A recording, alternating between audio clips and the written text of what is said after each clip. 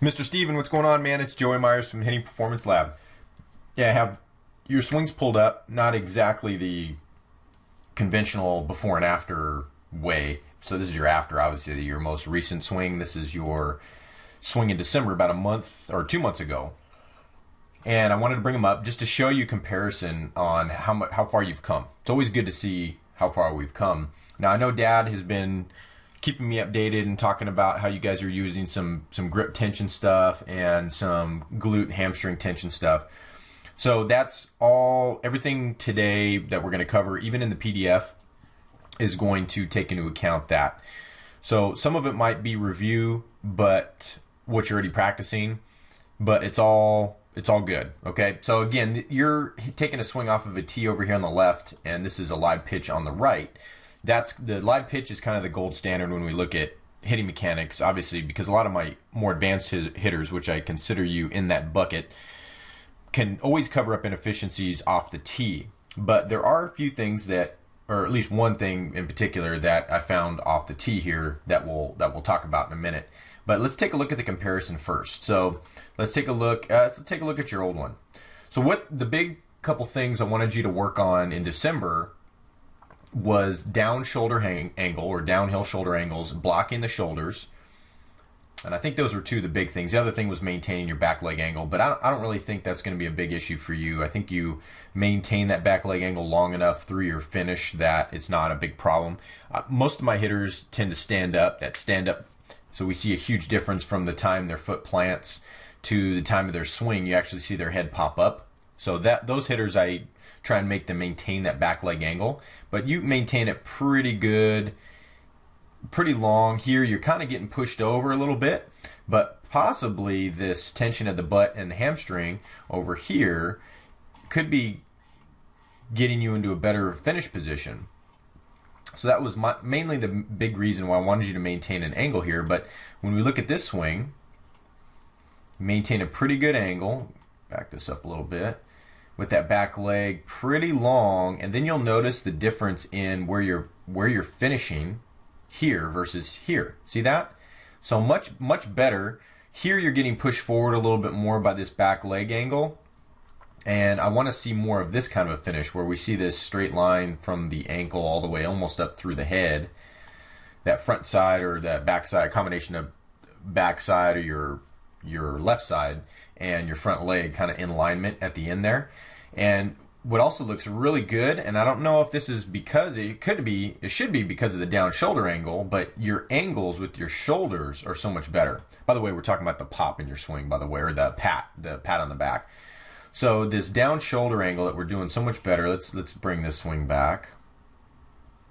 All right. So as you're getting kind of into your loaded position, and here kind of getting into that loaded position. Let's see if we can push you over. There we go. So take a look over here on the right, your before swing. Now look at you got that higher elbow, but look at your shoulders. They really don't, they stay level. They don't really get down, and that's why that was one of the things we wanted to work on.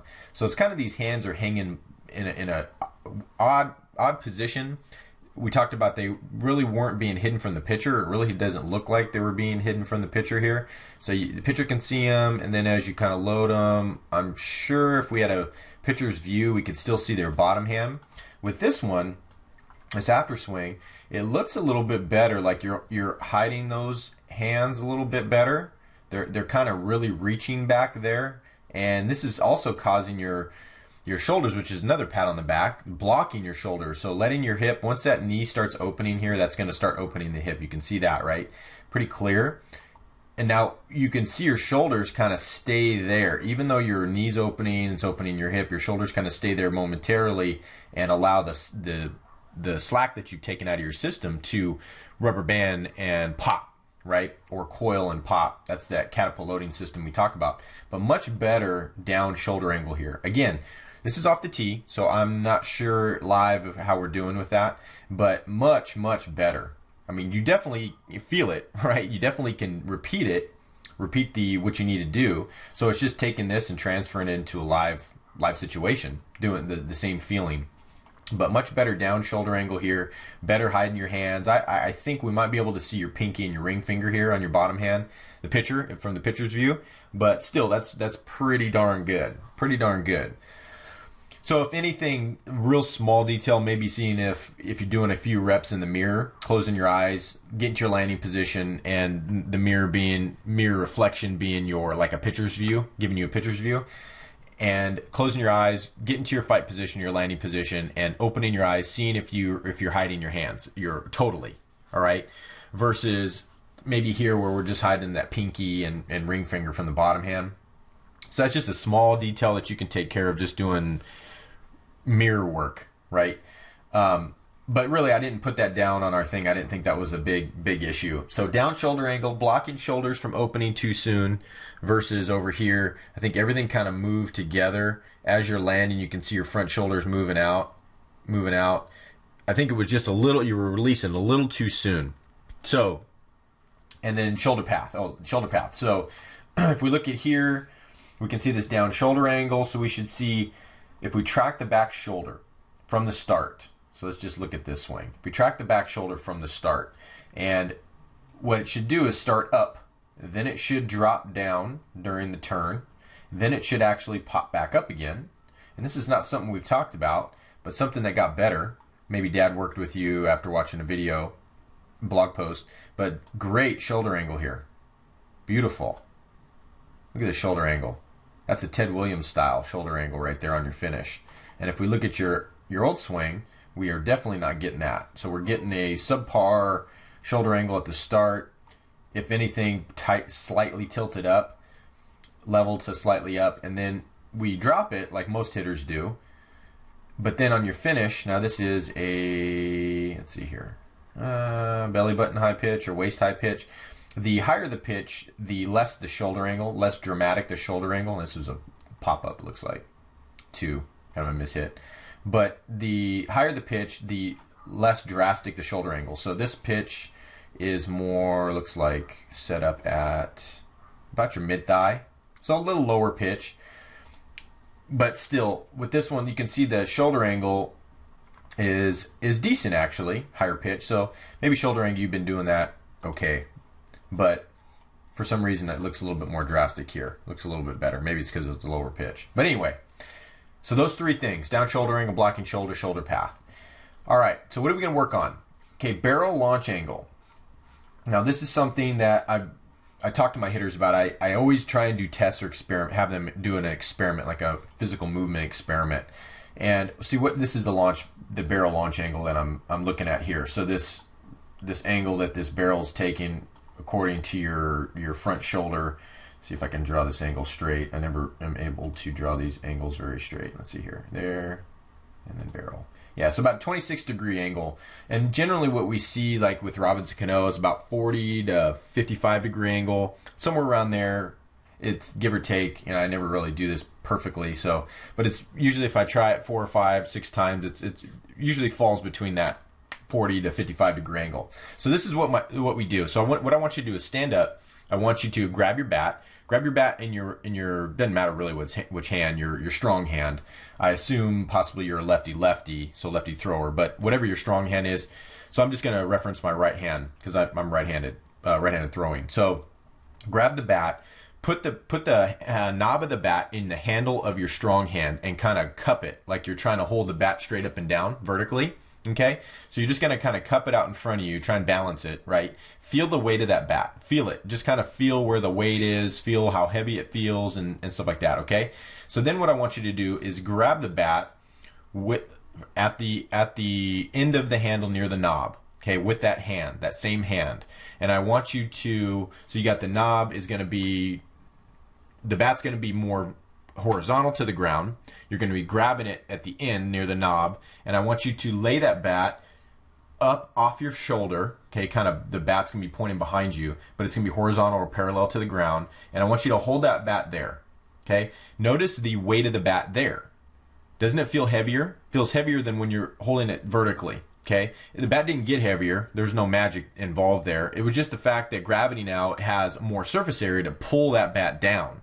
When it's vertical, it's just pulling it down in one spot. So you're feeling just basically the drop dead weight of that bat. So it's really not that much, okay? But then when you hold it parallel to the ground at the end near the knob, you're going to feel like the bat's heavier.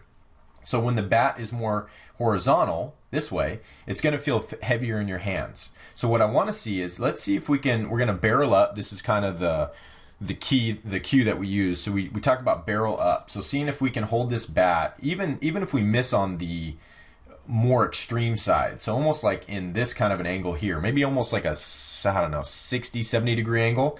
You're not going to hit with that angle, but I want you to feel that extreme so that we can get you here at that 45 degree area. Okay. So how we're going to train that is just using variance. So in a 5-swing round, whether you're off the tee, soft toss, or live toss, on swings 1, 3, 5, or the odd swings, I want you barrel up, and 2 and 4, I want you barrel flat, like what you're doing here.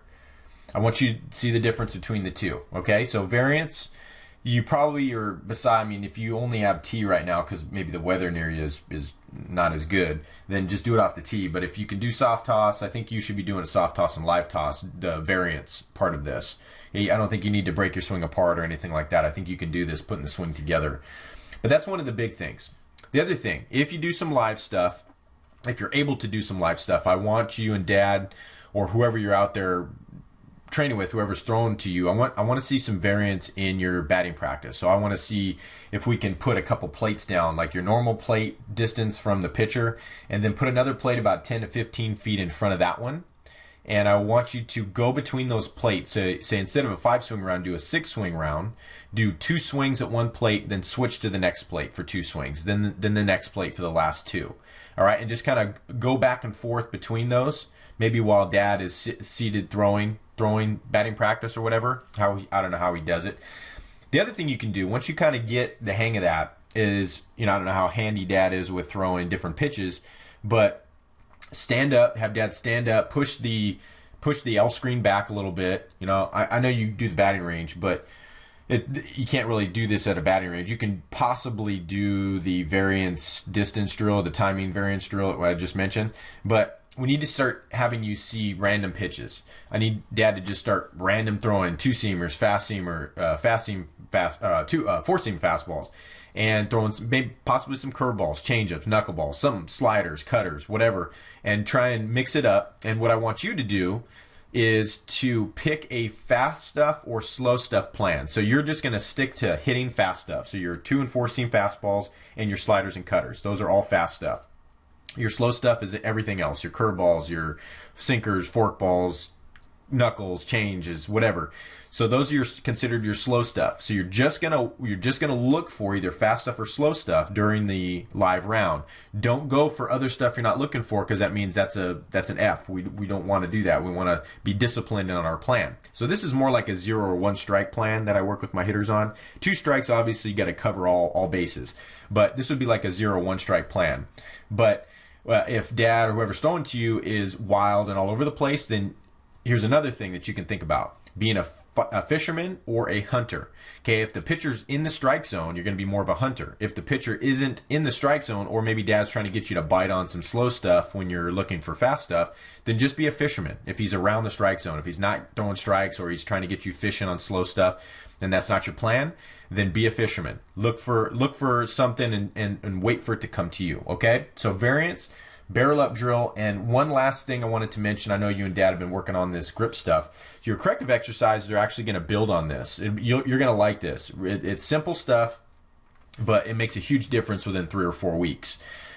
So on the bat, I don't know how your grip, I don't know if you're just squeezing the handle as hard as you can, but what I have my hitters do is I have them feel like they're trying to break the handle between their hands. And this is a great way to kind of work into the barrel up versus barrel flat. So you can create this tension and then just kind of direct that tension, that barrel head, wherever, up or down, wherever you're trying to do. But you're just trying to break the handle between your hands. So I kind of have this like trying to break it with the top hand and the bottom hand, feeling like I'm breaking that handle. So that's another thing you can try. Again, I'm not sure exactly how Dad's creating tension in the hands pre-swing, pre-turn, but I don't know if it's just squeezing the bat But I like myself, and my hitters like too, and I've seen a big difference is when they're trying to break the handle. Okay, looking good, man. I'm really happy about your swing. These are small changes, but I think they'll make a big difference for you.